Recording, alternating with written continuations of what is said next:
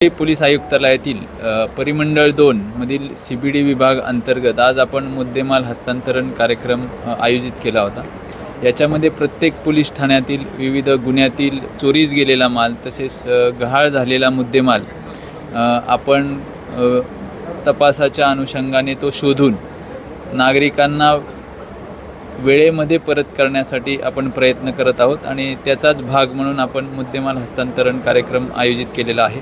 याच्यामध्ये आपण 4 police station Nerul, CBD, NRI आणि एअरपोर्ट अशा 4 पोलीस स्टेशनमधील एकूण जवळपास 21 गुन्हे, 37 मिसिंग केसेस, अशातला एकूण सोने चांदी 11 वाहने आणि 38 मोबाईल असा एकूण 68,85,000 रुपयाचा मुद्देमाल आज सर्व नागरिकांना परत केलेला आहे।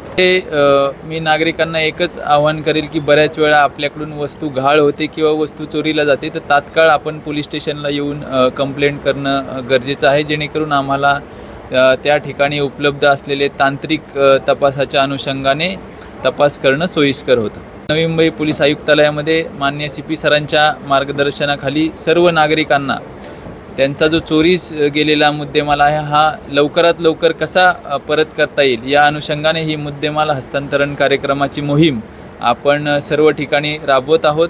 जवळपास आपल्या परिमंडळ 2 मधील हा मुद्देमाल हस्तांतरण कार्यक्रम 4था कार्यक्रम आहे मागच्या 5 महिन्यामध्ये।